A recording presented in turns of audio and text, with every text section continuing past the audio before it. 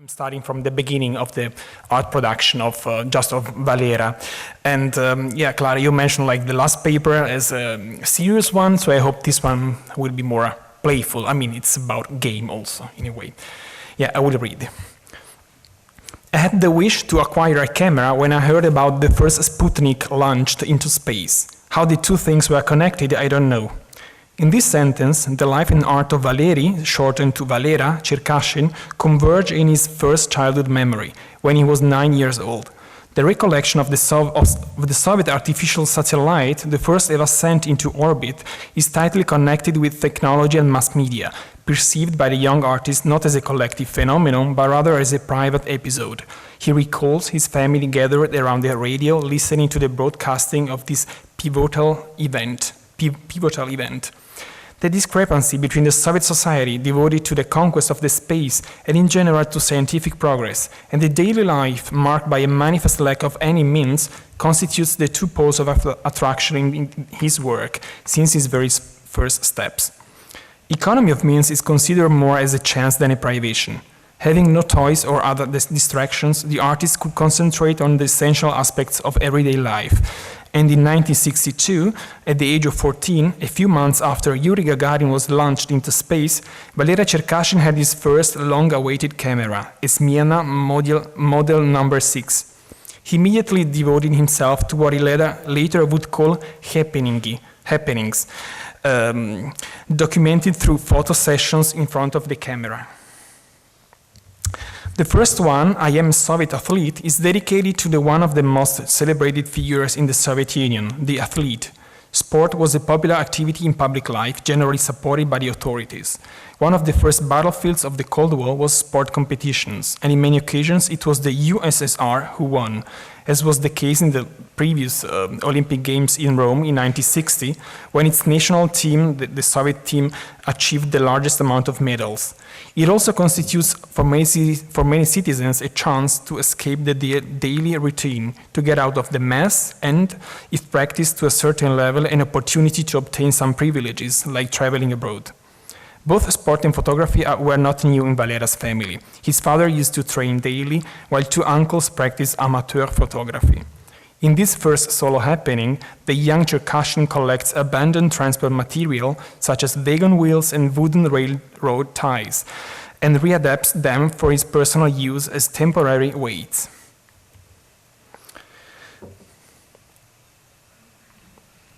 In the beginning of the bodybuilding in the USSR, we see his metamorphosis from amateur weightlifter to professional bodybuilder, while the setting has moved into an indoor location, an improvised photo studio arranged in his bedroom. Here the action is reduced to zero through a minimalistic scenery. Valeria is wearing his birthday suit, swimming trunks, which, if needed, can be unzipped on one side and taken off, even by having the trousers on. The only actors in the scene are his own body and the light, emanated by two studio lamps standing on each side of the camera and projecting a double shadow on the stage, the woolen blank behind him. His body is showcased as a body image, and every pictorial device plays a primary role in its definition. It is displayed in a suggestive chiaroscuro effect and its total plasticity, both on the recto and on the verso. In his first works, Cherkashin moves from a sport discipline, such as weightlifting, to an aesthetic practice, such as bodybuilding, from the sense of strength to its appearance. As professional bodybuilder Bob Ciccirillo once said about his activity, "It's not how much weight you can lift, it's how much you look like you can lift." Still in the puberty age, Cherkashin incarnates a project, the body as his own art and life project. This self-consciousness and self-determination is generated and manifested by the photos captured by the camera, his favorite and only toy. This discloses new perspectives towards a comprehension of his programmatic project as a game, despite the common association of bodybuilding to authoritarian doctrines and practices.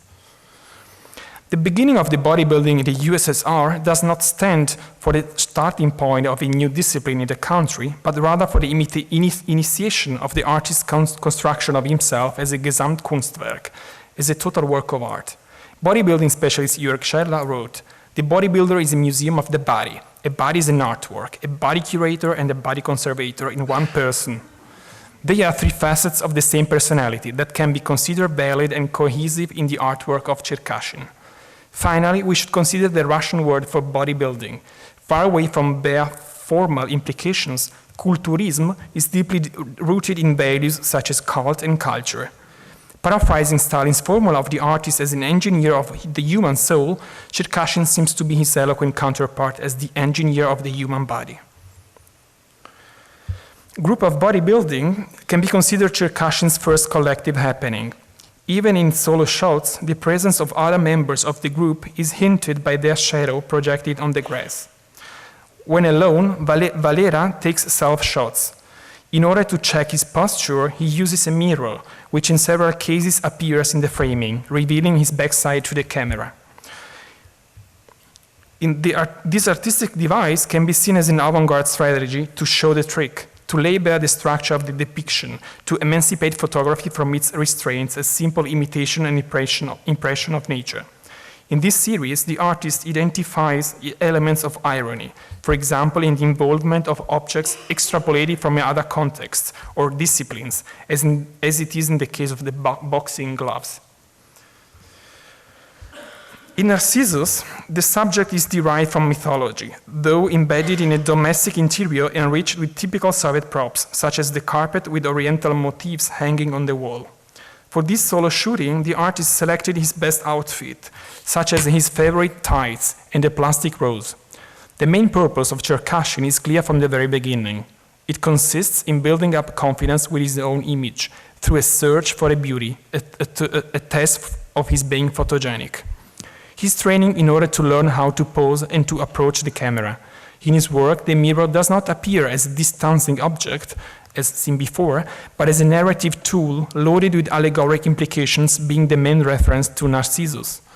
It's not staying anymore on the edge of the image, but it occupies the center of the framing, reflecting not only the artist's face, but also the veneration for his beauty, to be shared with the only viewer of the whole scene, himself. It is an intimate practice between the artist and the camera's eye, empathized by a second photo session taken of himself completely naked, and later burnt by the artist himself, this time in the role of the censor or the destroyer rather than the conservator. In Gladiator, we see the first conscious reaction to the outer world. In this case, to the film Spartacus, or Spartak in Russian, directed in 1960 by Stanley Kubrick and starring Kirk Douglas. Even if officially distributed in the Soviet Union in 1967, Cherkashin had access to it 2 years before, so it's 1965. In this series, he's not embodying the historical character, but reenacting Douglas playing his role. Here, the cultural background is not given by much appreciated and distributed European art cinema, such as Italian neorealism, but by Hollywood productions, and especially by an extremely constructed genre as the peplum, also known as sword and sandal movies, produced in the studios in the 50s and 60s. The appropriation of Western mass culture products on historical subjects triggered a double shift, both synchronic and diachronic, in the artist, giving him the chance to imagine and reconstruct a journey both in time and space. A profound exposure to overseas culture was given by the American National Exhibition held in 1959 in Moscow, where the products on display fascinated the Soviet viewers with consumerism, hedonism, and eroticism. Absorbing this visual material through more or less direct channels, we can also mention the phenomena of the beefcakes, for example. Cherkashin elaborates his own imagery in a process spanned from an iconic assimilation to an ironic reinterpretation. Artist's Monologue can be considered the debut of the artist as such. The original meaning of the Russian word artist gets lost in translation, since it refers not to the visual, but to the performing artist. On the occasion of his 18th birthday, Cherkashin celebrates his adult age and his self-awareness and affirmation as a mature performer. He's portrayed while flirting with the camera, as if trying to convince it about his newly achieved status. This series is not a response to an outer event, but to a biographical circumstance. The artist had just declined a proposal to be enrolled in an acting school. Not interested in playing others' roles, he would play just himself for the rest of his life. The social status of Soviet citizens was given by their education and profession. Having no specific training or membership, in this case of the artists' union, meant de facto being not recognized and accepted as such, and deprived of any access to job opportunities and working material, of any right to call yourself in the public sphere an artist. By refusing his potential status as a Soviet artist or actor, Cherkashin reaffirms it in his own experience, through his first mature work. At the same time, he eludes the behavior code of the underground artist. Art to him is not an inner spiritual vocation oppressed by ideological dogmas, but once more a physical practice. Like any discipline, it requires self-control, devotion, and daily exercise. In First Kissing Art, we assist to close encounters with multifunctional artifacts, which can be contemplated, kissed, lifted, and worn. The use of plaster model is a clear reference to the academic lessons that he refused to attend. Therefore, his first model is not a nude girl posing a still life, but a sort of vivid French mannequin trying to be à la page.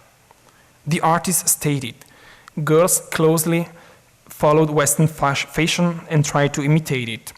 Although they had nothing similar to it, inside they felt very fashionable and modern. Fashion stands for modernity, both for men and women. De facto, the artist is speaking for himself. In many of his early happenings, he was acting as a modern dandy. Again, it's called, actually in Russian, it's called like the game with a fingernail. So, yeah, that's the translation he's providing, acting. And generally speaking, in all his works, great attention is given to the costumes, makeup, and manicure. Fashion was seen as the first step towards an individual emancipation from aesthetical and social conformism. Back to the end of the 50s, fashion emerged as the first symptom of Soviet youth dissent, and the Styliagi are often considered the most relevant counterculture experience in that early stage of post-war history. In Jaws, Cherkashin takes the opportunity to play himself in an unstaged outfit. The mask on his face is not a theater maquillage or a prop, but a temporary prosthesis that he had to wear after his jaws have been broken. His costume is a striped uniform, suggesting associations not only to the forced labor camp prisoners from the previous decade, but also to the new inmates of the 60s, the artists segregated into the psychiatric hospitals, the psychushki, especially as a state reaction to the infamous Manege exhibition. Even if depicted in full vulnerability, he does not behave as a suffering martyr. On the contrary, in a recovering and rehabilitating process, while lifting a heavy stone and staring at the camera with a forced, sardonic smile.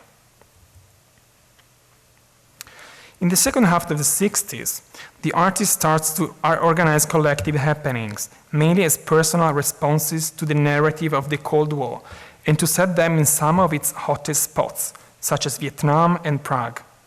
In 1966, the artist and the friend played the role of two Soviet partisans during the Vietnam War, who tried to broadcast home clandestine messages using a radio antenna and as radio antenna, an aluminum tube incidentally found.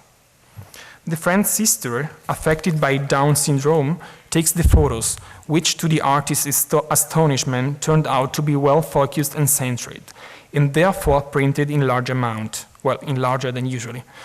On the verso, the author brought some texts, often a parody of the military obscene jargon. For example, the dirty war of the title can be fought only by the volunteer troop called GM, where G stands for governor, shit. The formula quoted in the title of the happening is an allusion to the March slogan of the Second World War. Вот она, проклятая Германия. Here is, damn Germany, which sanctioned the liberation of Europe from the Nazis, the end of the Second World War, and de facto the beginning of the Cold War. The alleged support of the two partisans to the socialist propaganda on the world scale is yet translated into a work which synthesizes different languages, as it is proved by the first appearance in Cherkashin's work of the written text. Born as an accidental happening with a friend, threatening help for Vietnam, here it is, turns into a lo-fi multimedia piece with relevant references to documentary forms such as radio broadcasts, reportage photography, and war memories.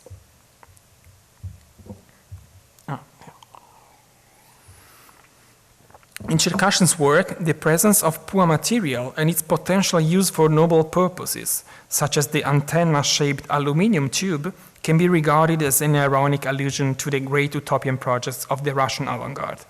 The monument to the Third International was conceived by Vladimir Tatlin as a 400-meter-high tower, irradiating the socialist creed throughout the world from the radio station hosted inside from the antenna on its top. As it is well known, the biggest dilemma in Tatlin's work was the lack of technology proficiency and materials, so that there remain projects, prototypes of this so-called paper architecture. In Cherkashin's work, the intertwinement of technology and mass media is left at its lowest potential level, with no utopian or collective impulse, then elaborated and transferred into his own game language. A ubiquitous medium in the Soviet mass culture was the illustrated postcard. Millions of them were printed and distributed every year throughout the country, not only as a postal product, but also as a collection items in the field of deltiology, which in the Soviet Union was considered an applied branch of historical science. The relevance of a postcard was determined by the number of prints, and this information was unfailingly reported on the backside, as it constituted the unit of measurement of its potential circulation.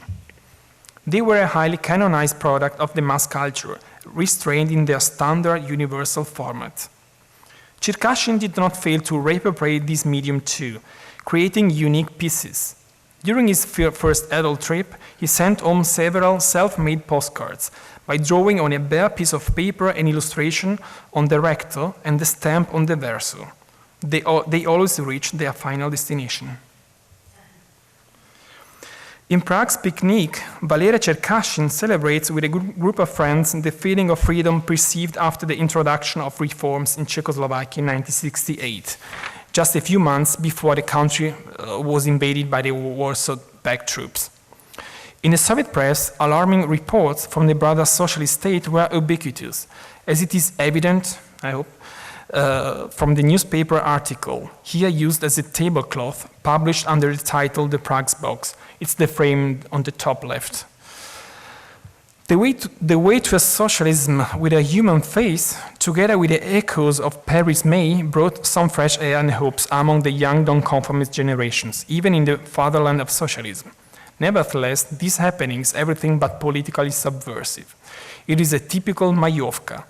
Initially loaded with socio-political meanings, in late Soviet time, it refers to the short trips organized outside the city, usually in May, hence the name Mayovka, to mark the beginning of the fine weather. Here, liberation is not perceived as a political achievement, but rather as an emancipation from bourgeois morality and a trespassing of gender taboos. Female picnickers are portrayed in strictly, for the time, men's manner, such as smoking, drinking vodka from the bottle, and provoking the sexual counterpart. Valeria Cherkashin's activity analyzed in this paper is focused on his early works, as I said, before he started to work together with his wife and the art partner, Natasha Cherkashina. This is a work from 1983, one of the first joint projects. His artistic debut and first happenings took place in the industrial town of Kharkiv, or Kharkov in Russian. So Kharkiv is Ukrainian, Kharkov in Russian, on the border between the Ukrainian and the Russian Soviet republics, far away from Moscow and Leningrad.